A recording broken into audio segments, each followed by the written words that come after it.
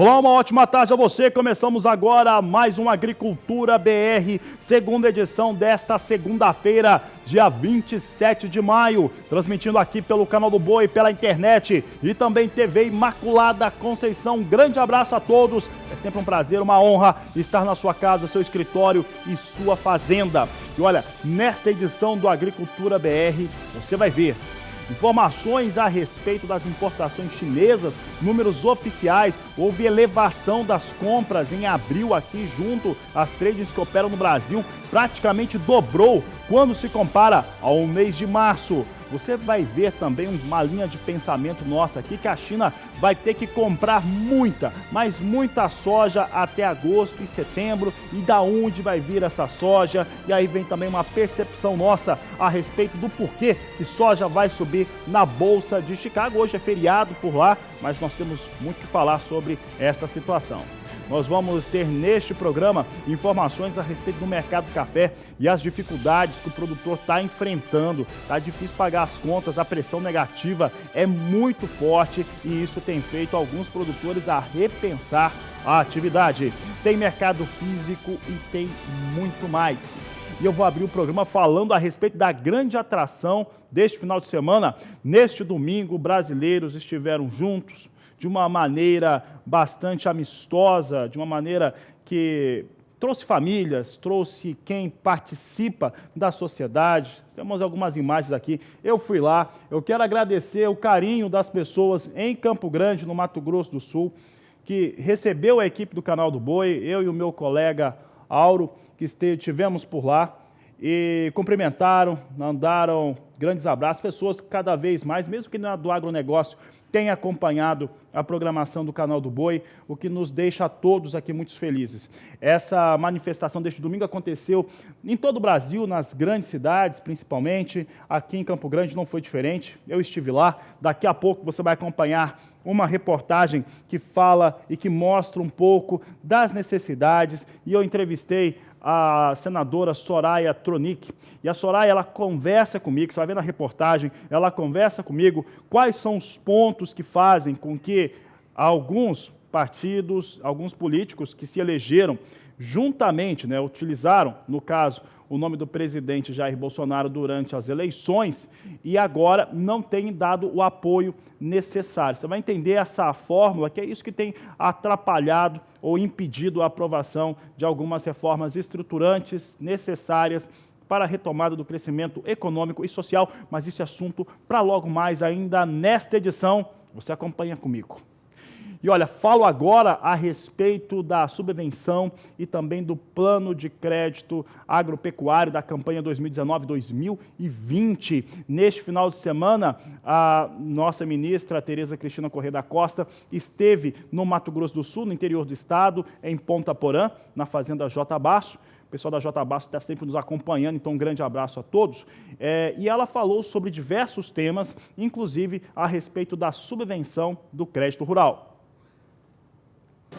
Acho que está tudo certo. Nós precisamos que passe o PLN 4 pelo Congresso para que ele seja aprovado dentro daqueles valores de 249 bilhões, ele está dentro disso. E aí nós já temos a garantia de que será, no mínimo, igual ao ano passado, 10 bilhões de reais para fazer a subvenção de todos os recursos para o Plano Safra 2019-2020.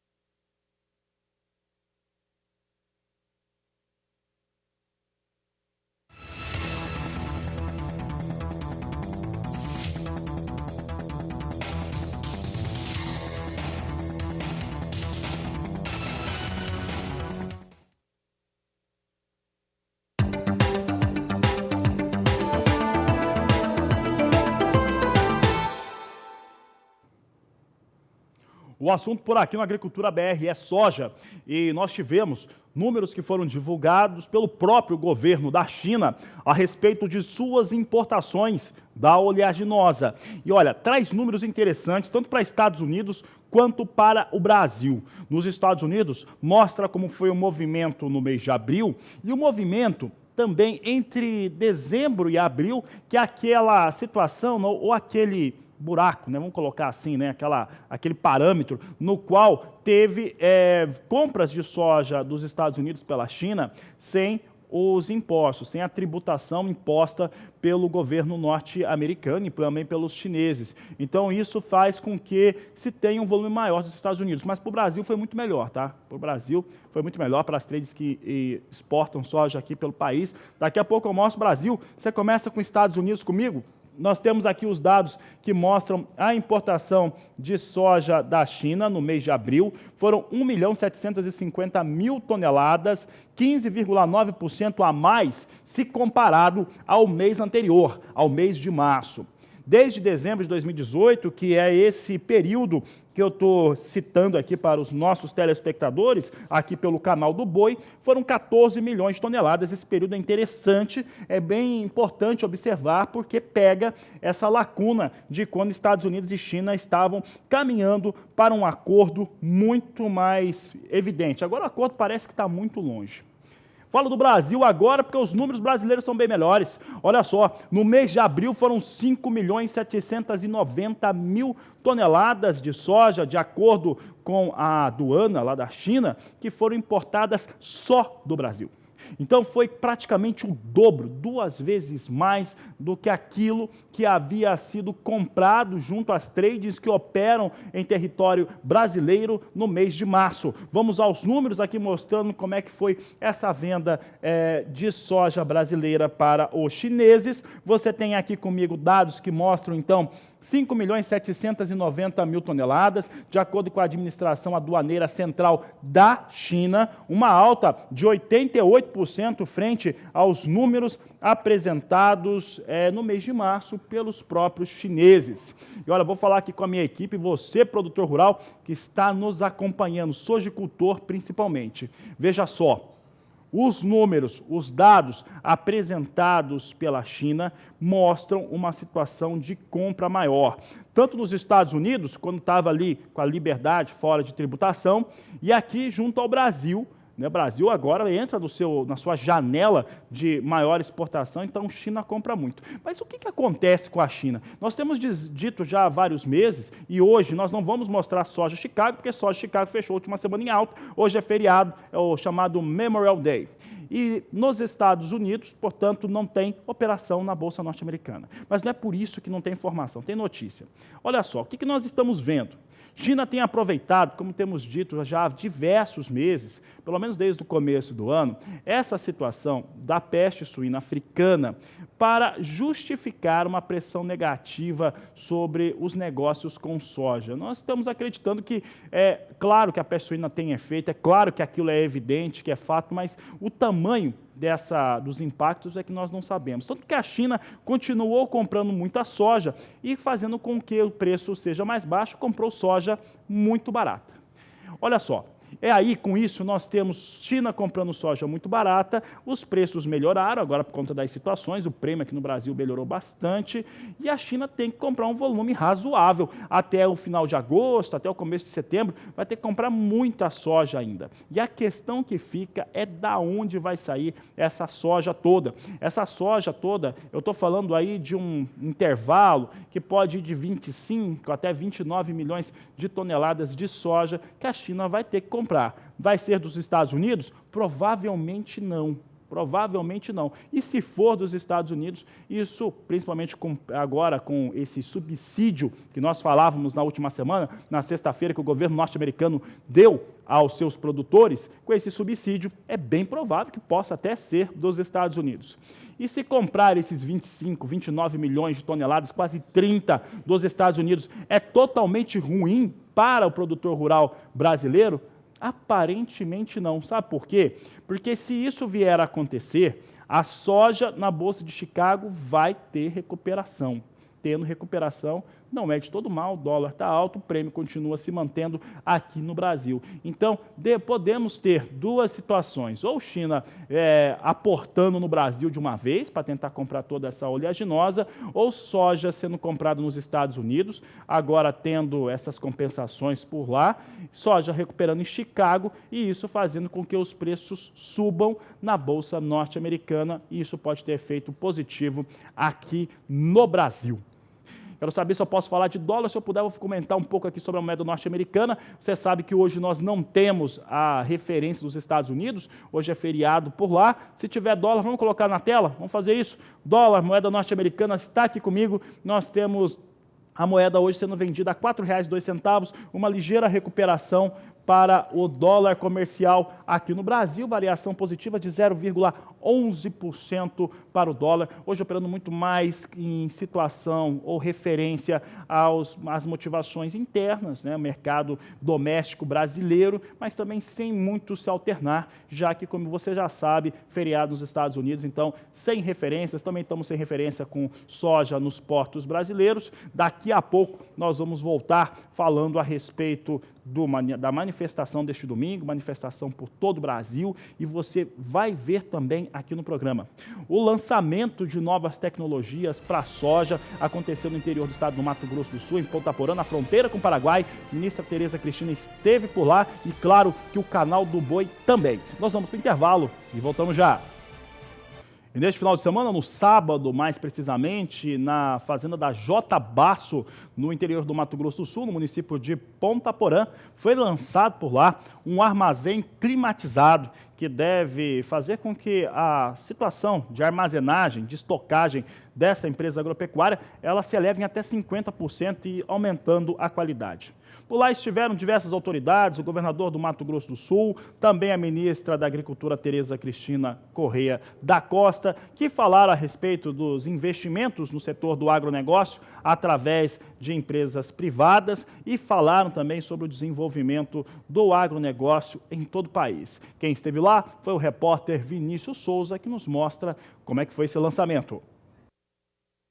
No último sábado, dia 25 de maio, foi realizada a inauguração de mais um armazém das sementes J. Basso, ampliando a infraestrutura da empresa na unidade de Ponta Porã, em Mato Grosso do Sul.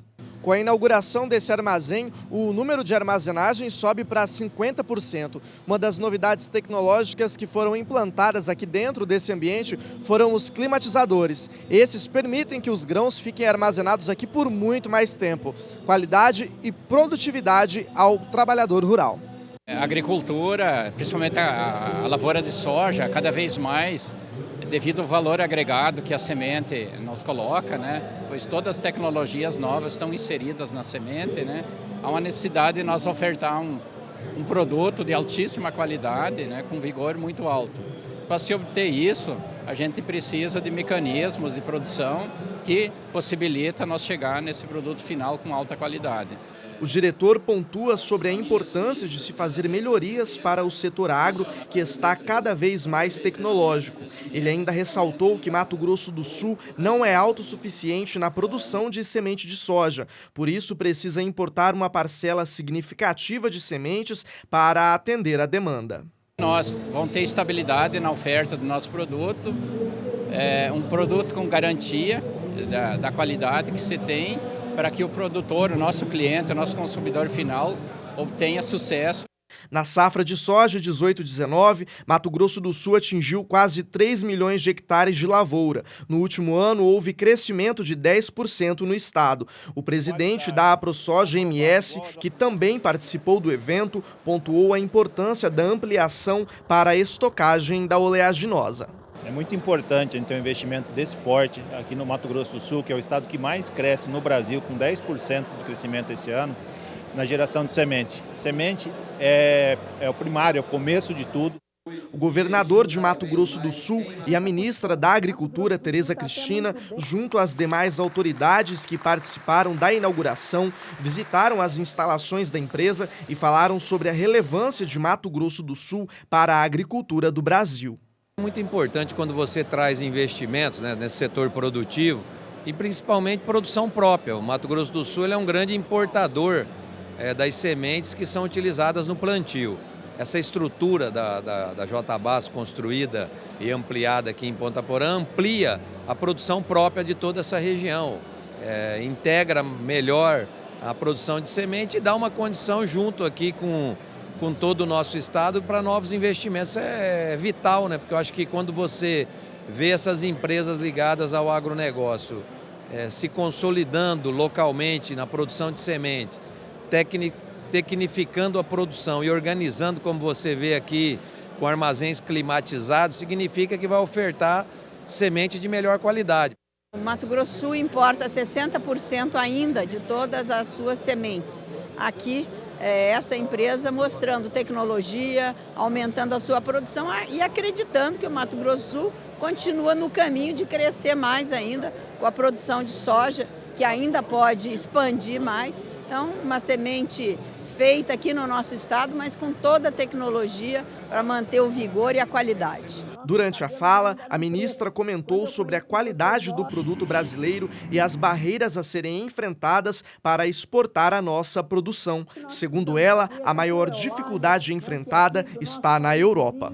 Que nós estamos agora conversando, estamos nos integrando nas equivalências das políticas de agricultura, de sanidade, para que a gente possa junto, não tem divisa, a divisa é um marco, mas o vírus não tem divisa, as doenças não têm divisa, os defensivos que vêm daqui para lá, de lá para cá, também passam por essas divisas. Nós precisamos agora ter pautas positivas entre os nossos vizinhos para que esse bloco do Mercosul possa estar cada vez também mais fortalecido perante o mundo que nós vamos enfrentar hoje.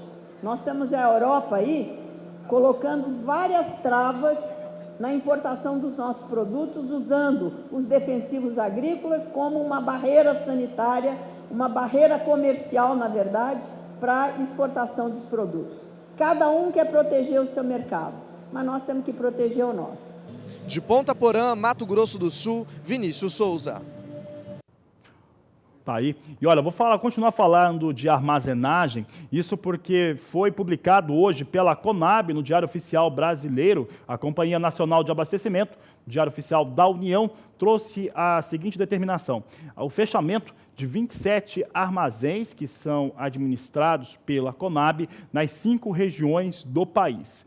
A Conab explica a seguinte situação: esses armazéns estão sendo fechados por conta de um projeto que já ocorre desde o último ano, de fechar unidades onde a iniciativa privada tem uma atuação maior e, com isso, acaba tornando obsoleto ou trazendo prejuízos para a Companhia Nacional de Abastecimento manter esses armazéns. Vamos ver agora como é que ficou a divisão. A região Centro-Oeste, a maior de produção de grãos, é a que teve o maior número de armazéns fechados. Olha só, unidades de armazenamento fechados pela Conab, 27 no total. Na região Centro-Oeste, foram 13, de acordo com o que foi publicado no Diário Oficial da União pela Conab.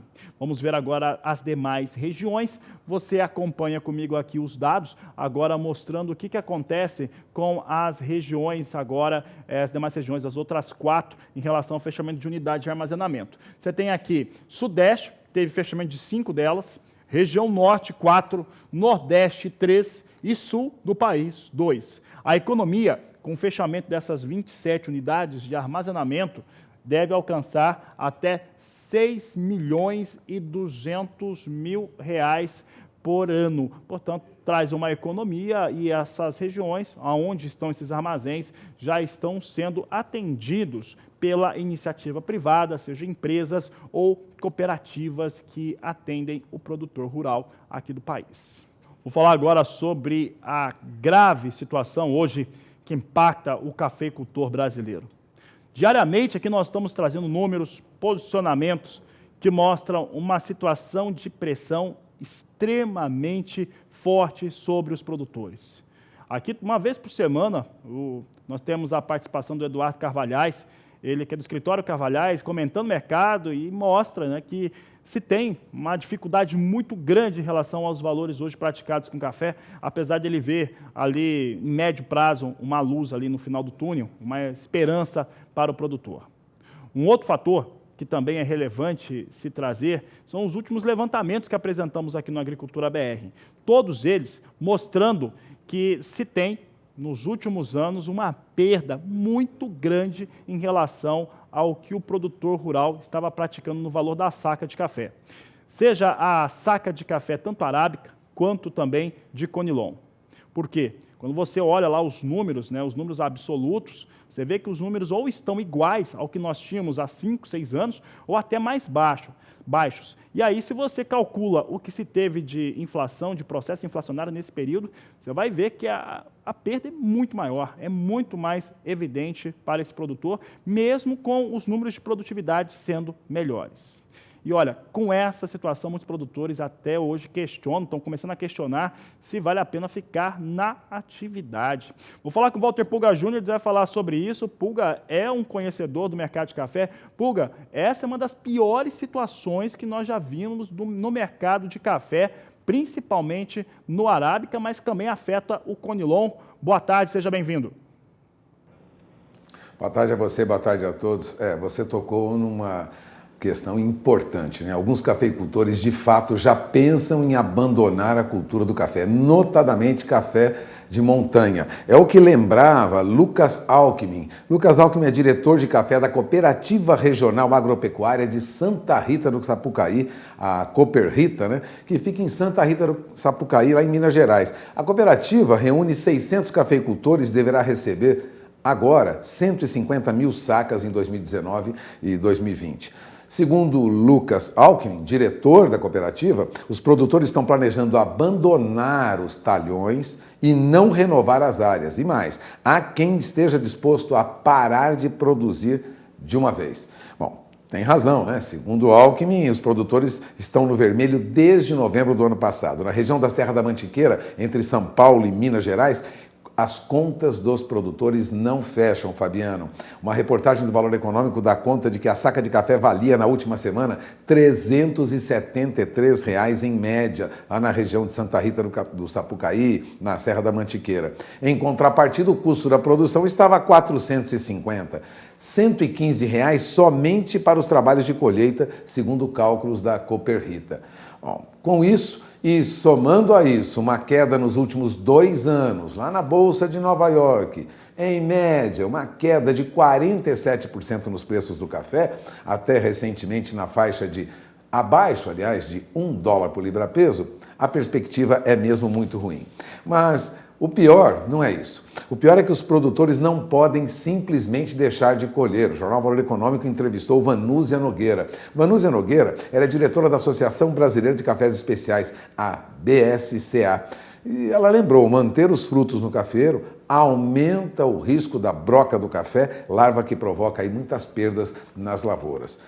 Então a situação é muito complicada mesmo. Mas não é só no Brasil não, viu? A situação na Colômbia não é diferente. A situação é tão alarmante que alguns cafeicultores na Colômbia já pensam em nem colher o café. Roberto Vélez Velerro, que é gerente-geral da Federação Nacional dos Cafeicultores lá da Colômbia, disse ao jornalista do Valor Econômico, disse para Marcela Caetano, jornalista do Valor Econômico, que muitos cafeicultores nos últimos 3 anos, já reduziram o plantio. A área plantada na Colômbia com café reduziu 8,5%, caiu de 950 mil hectares para 870 mil hectares. A colheita lá é manual, como se sabe na Colômbia, e quem contrata funcionários não consegue pagar as contas lá. Às vezes a melhor alternativa lá na Colômbia é simplesmente não colher.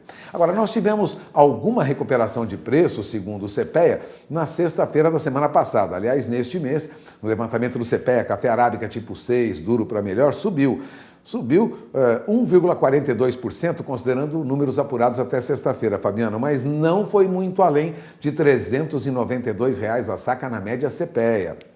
Café robusta, média CPEA apurada no Espírito Santo, também subiu 1,22%, considerando números até sexta-feira, mas não foi sequer a R$ 288 a saca. Então temos café arábica na média CPEA a R$ 392,17 e café robusta a R$ 287,72 a saca. Os preços não estão bons para o cafeicultor. E a indústria reclama também, viu, Fabiano?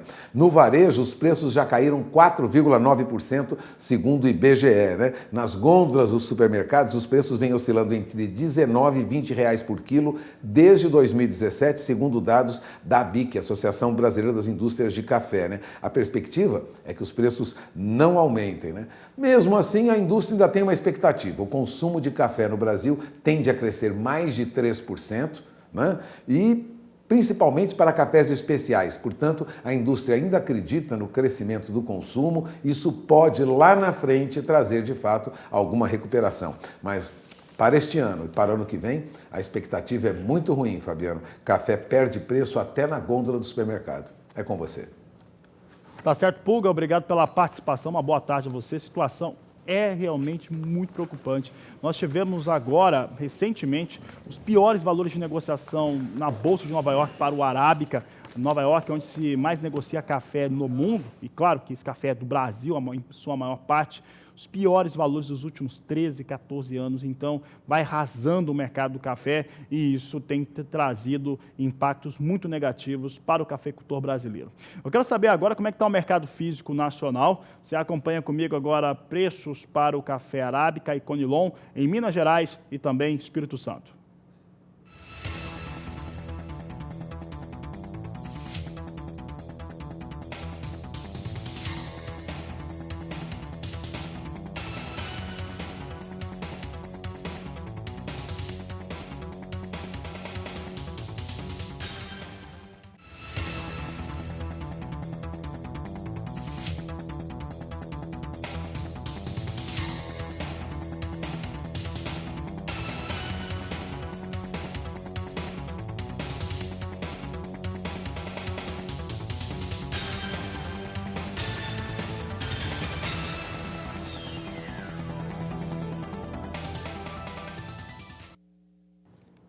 E olha, na última sexta-feira foi o Dia Nacional do Café e também foi um dia importante para se discutir a produção de florestas no Brasil. Mato Grosso do Sul, que é o maior exportador de celulose do país e um grande produtor de árvores plantadas, teve um ciclo de palestras importante e quem esteve no local onde elas aconteceram foi a repórter Kylie Rodrigues. Você acompanha a reportagem agora.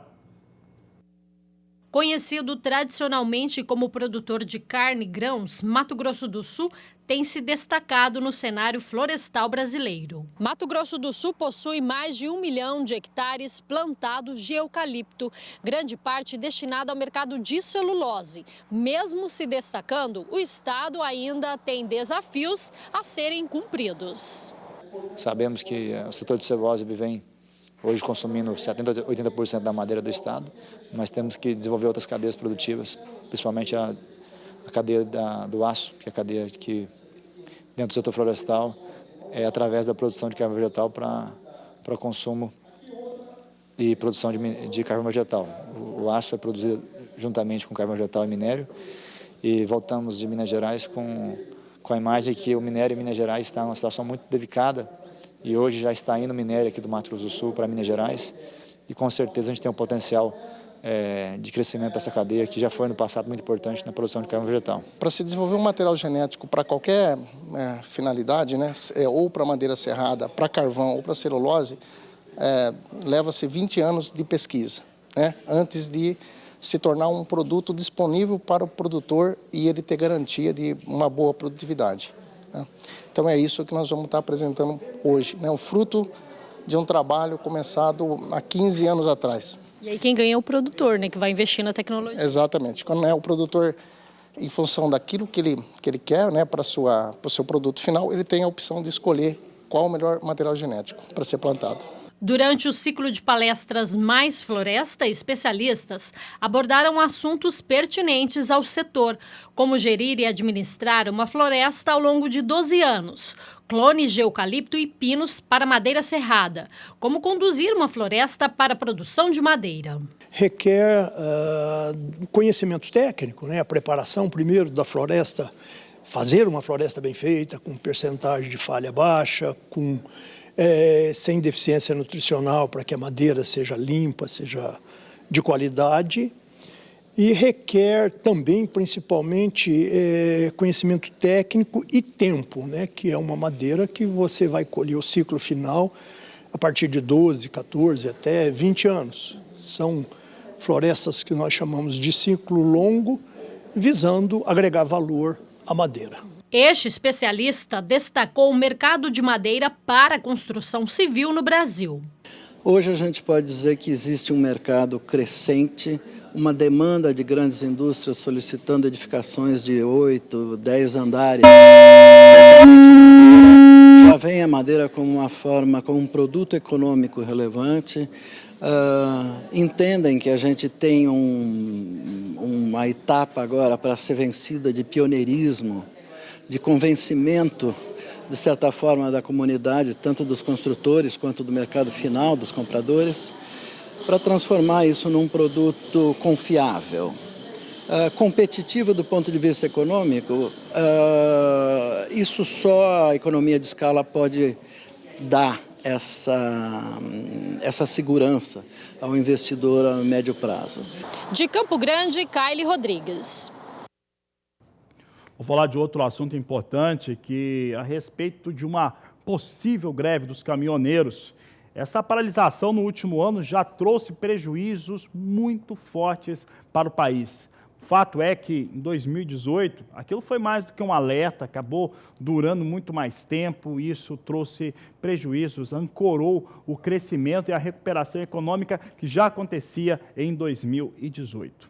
E há uma ameaça que paira no ar em relação a ter uma nova paralisação, o que seria muito danoso para a economia brasileira e principalmente para o cidadão aqui no país, uma vez que aconteceria exatamente no momento que a economia precisa retomar e vai passando por um processo de estagnação, já que o Congresso não aprova as reformas necessárias. Para falar um pouco a respeito deste assunto, lá na CNA, na Confederação Nacional da Agricultura, o repórter Saulo Lopes nos traz algumas informações do que está sendo debatido em torno do frete. Essa semana completa um ano daquela greve nacional dos caminhoneiros 2018, tá lembrado? Brasil paralisado, morte de animais, estradas bloqueadas de norte a sul, crise, desemprego, ambulâncias que não passavam. O Brasil parou. E domingo agora os caminhoneiros articulam um movimento parecido. Nós viemos aqui na Confederação de Agricultura e Pecuária do Brasil conversar com a Elisângela Lopes, que vai falar para a gente sobre um assunto que está tramitando no STF. Há também uma questão com a ANTT, a Agência Nacional de Transportes Terrestres, que diz respeito a uma tabela obrigatória do frete para os caminhoneiros. Elisângela, explica para a gente, produtor que está em casa, para a gente conseguir entender qual é o contexto técnico dessa possibilidade de uma greve, se é que ela existe. Olha, nós acreditamos ser muito difícil ocorrer essa greve com uma expressividade tão grande como a do ano passado. Isso porque o governo tem atendido sobremaneira os pedidos, os pleitos dos caminhoneiros. Recentemente saiu uma portaria da Agência Nacional de Transportes Terrestres que garante aos caminhoneiros que eles não serão multados caso não cumpram a tabela obrigatória de frete. Essa multa ela incorreria apenas sobre os embarcadores, que ficam vulneráveis a pagar um valor que vai de R$ 550 a R$ 10.500, a depender da diferença da tabela obrigatória de frete e aquela que estiver sendo praticada. Essa medida do governo, ela garante que, ao ser feita uma denúncia pelo caminhoneiro, ele não será multado, apenas o embarcador.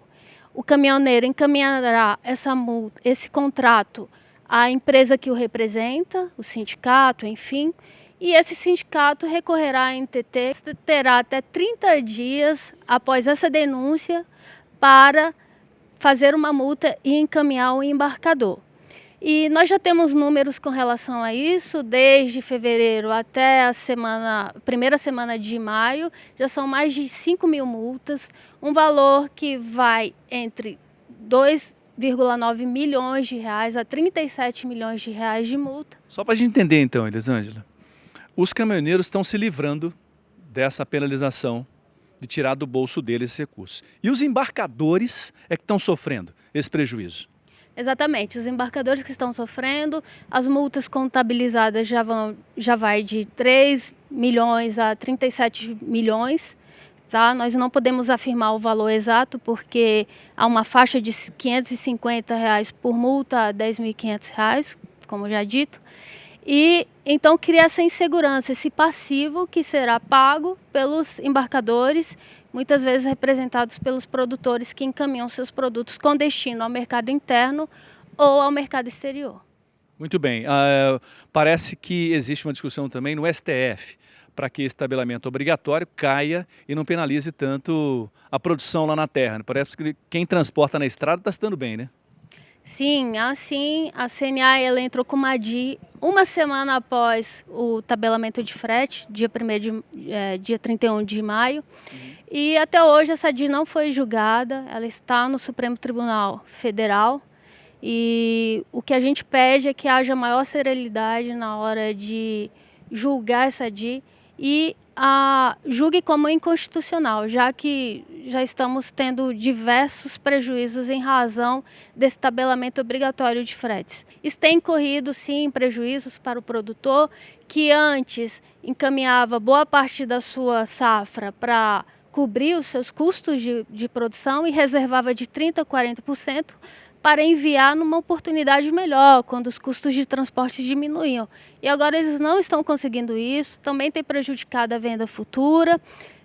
Com relação aos fertilizantes, os contratos que tinham sido feitos anteriormente, com preços menores, estão sendo revistos por quem fornece os insumos, uma vez que não há garantia de que esse frete se manterá no valor que era estipulado anteriormente. A tendência é que socialmente, só para você ter uma ideia, desde o dia 31 de maio até hoje, já foram lançadas 7 tabelas da NTT com reajustes em razão do diesel. Então, cria-se uma insegurança jurídica muito grande com relação à questão das multas, mas também uma insegurança com relação a quanto nós podemos produzir, uma vez que essa produção, muitas vezes, no caso do milho, por exemplo, com a tabela de frete, há situações em que o custo de transporte ele chega a ser 75% do valor da produção do milho, tornando assim, então, inviável continuar o cultivo de milho no Brasil. Então, há uma necessidade urgente de se resolver essa questão no Supremo Tribunal Federal, de se votar essa DI, mostrando que esse assunto é inconstitucional. Tá bom, muito obrigado. Lembrando que a DI é ação direta de inconstitucionalidade, não é isso mesmo? De Brasília, Saulo Lopes. Tá, o Saulo Lopes, o posicionamento da CNA. É importante lembrar que, nesse momento, nós precisamos de um pouco de colaboração de todos para o país voltar a crescer de fato. E falar em greve nesse momento é de uma total irresponsabilidade, falar de paralisações nesse momento no país. E olha, daqui a pouco nós vamos voltar falando a respeito do movimento que nós tivemos em todo o país a manifestação em prol, né? Não é só apoiar o presidente, não é só apoiar o governo, não. É para apoiar o desenvolvimento, que o país cresça e que haja um entendimento entre os poderes, executivo, legislativo e judiciário. Daqui a pouco eu volto falando a respeito dessa manifestação, uma manifestação que não tem instituição, não tinha partido, não tinha ninguém organizando não, foi uma organização do povo mesmo. Daqui a pouco nós voltamos trazendo um pouco a respeito deste assunto. Você que foi, pode mandar sua foto, vídeo aí para o nosso WhatsApp no 67 99656 2266. Nós voltamos já.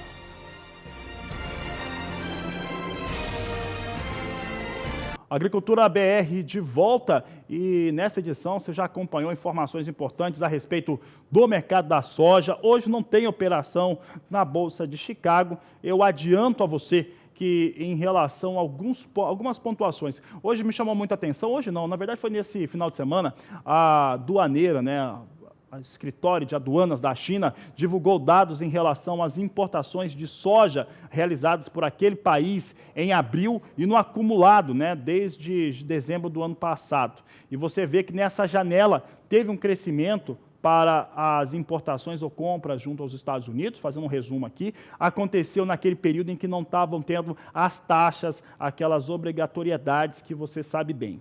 Em relação ao Brasil, o mês de abril foi tão bom, foi tão bacana, que, olha, praticamente dobrou. Chegou a mais de 5 milhões e 700 mil toneladas as importações chinesas de soja do Brasil, quando comparado ao mês de março. E aí eu trago para você o seguinte questionamento. Qual que é o questionamento? Ora, se China e Estados Unidos não estão se entendendo, da onde que a China tem que comprar um volume muito grande. Além desse volume que já está comprando o Brasil, que é muito expressivo, a China tem se aproveitado e se aproveitou muito bem das situações ligadas a peste suína africana, que atinge parte do seu rebanho suíno, e fez com que baixasse o preço da soja no cenário internacional, falando que ia comprar menos, aquela coisa tal, mas a fato é que a China continuou comprando e comprando muita, tá? Esse é o resumo, eu falo isso desde o começo do ano, tá? Comprando e comprando muita soja, e comprando soja barata, e a China vai ter que comprar mais. E ao comprar mais, como é que fica? A situação é essa.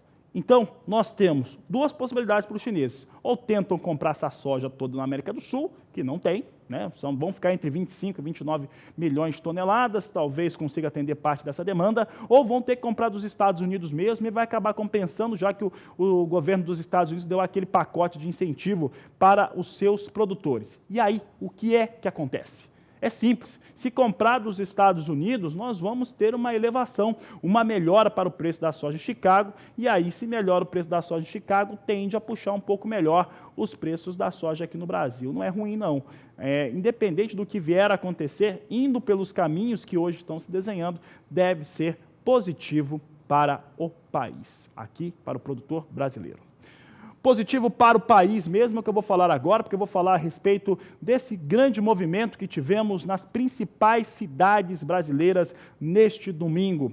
Olha, eu tive o prazer de estar no movimento em Campo Grande, o Canal do Boi foi muito bem recebido. Eu agradeço aos organizadores, agradeço à população de Campo Grande pelo carinho. Muito obrigado por nos receber tão bem na tarde deste domingo.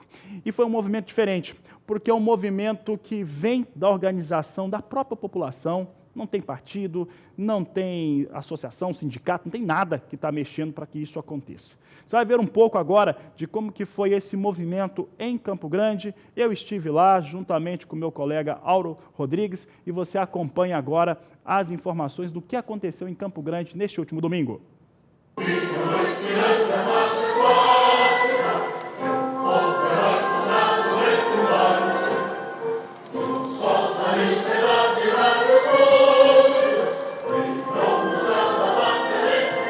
Um domingo para não esquecer.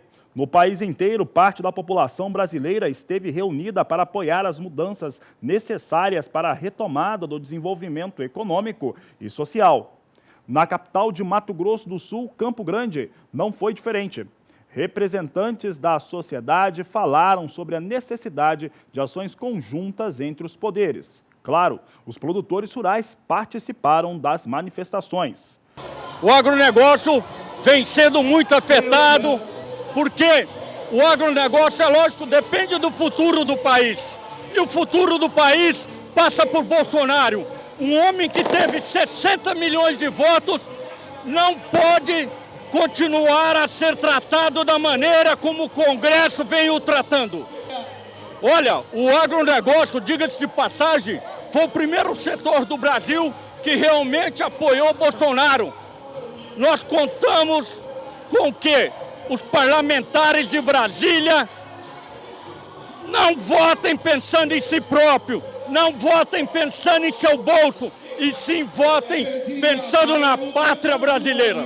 Uma manifestação pacífica com a presença de crianças, caminhoneiros, tropa de cavalos, ciclistas e, claro, muitos produtores. Eu acho que essa manifestação é importante para fortalecer o nosso presidente, porque essas reformas são fundamentais e elas estão em discussão há mais de 25, 30 anos.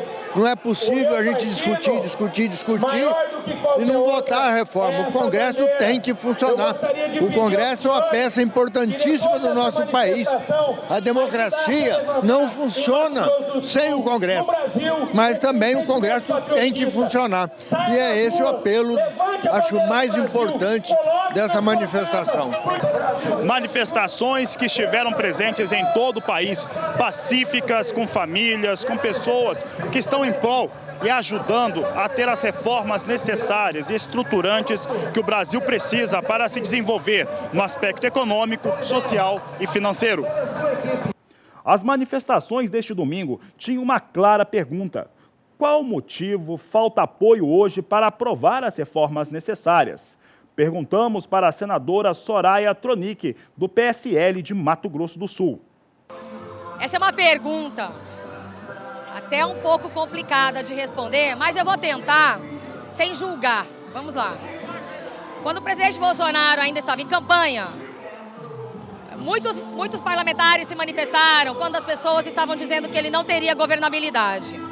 Partidos, candidatos, nós tivemos que fazer algumas coligações nas proporcionais para conseguir essa governabilidade. Pois bem, nisso, candidatos foram eleitos colados na imagem do presidente Jair Bolsonaro. Partidos se beneficiaram e conquistaram espaços no governo Bolsonaro. Porém, agora, na hora H, o que aconteceu? Nós estamos sentindo dentro do Congresso a evasão desses parlamentares, se apegando a picuinhas, se apegando a artigos para atrasar a votação das medidas provisórias, porque elas vencem. A medida provisória a 870 da reforma administrativa vence dia 3 de junho e não chegou no Senado ainda. Vai para a nossa pauta terça-feira, em cima da hora. Então essas manobras nos deixam bastante assim. Estou questionando isso. Tá, o que muitos querem? Muitos estão achando que se o presidente Bolsonaro aprovar a reforma da Previdência, ele vai ganhar muita força, vai ficar muito forte. Essas pessoas querem eleição daqui 4 anos. Outra coisa, querem mais espaços no governo. Já tem espaços e querem tudo. Então, estamos sendo chantageados? Estamos. A verdade é essa. Agora, não podemos generalizar o centrão, que eu acho pejorativo, eu não acho legal. Lá no Senado, particularmente, nós temos senadores de vários partidos que estão conosco. Então, nós não podemos generalizar dessa forma. O que eu tenho pedido para as pessoas é que foquem naquele parlamentar. Procurem, estudem, façam um mapa e vão cobrar lá. Tem muita gente com a gente, então generalizar não é bom. O evento encerrou com uma caminhada pela Avenida Afonso Pena, em Campo Grande, e com uma sensação de que as coisas vão melhorar.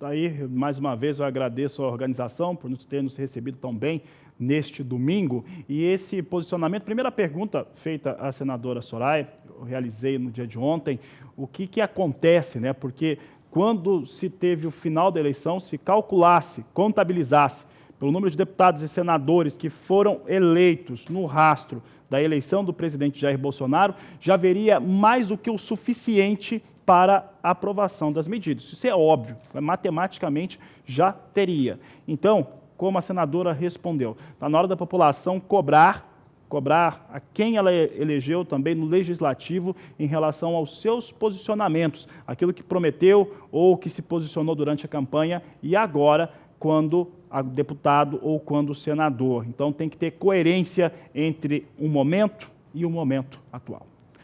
A Agricultura BR vai para um rápido intervalo comercial. Olha, daqui a pouco nós vamos falar de grandes eventos aqui na nossa programação. Nós vamos até encerrar um pouco mais cedo. Você vai saber de grandes eventos que acontecem aqui pelo Canal do Boi dentro de instantes. Eu vou para o intervalo comercial e volto já.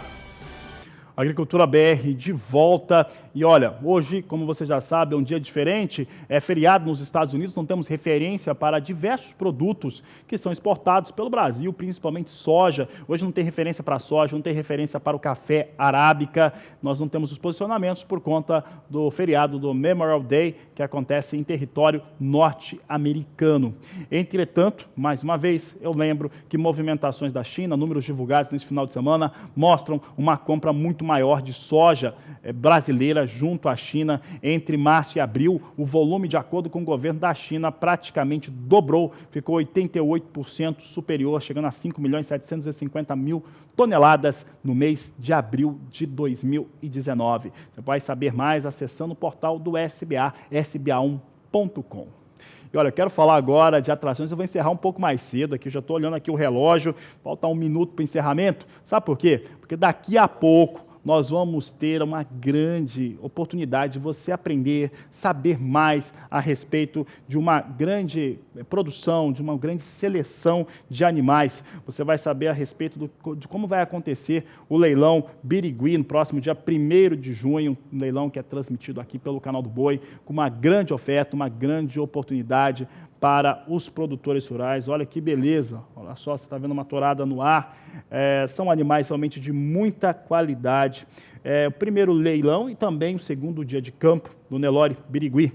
Em oferta nós vamos ter aqui, pelo Agrocanal e também pelo Canal do Boi, 80 tourinhos, são 5 doadoras colocados à disposição e tem muito mais. Então, já vou encerrar por aqui porque o meu amigo José Cunha já está pronto para entrar por lá. Então, a todos uma ótima tarde, volto às 17h20, um grande abraço e até lá!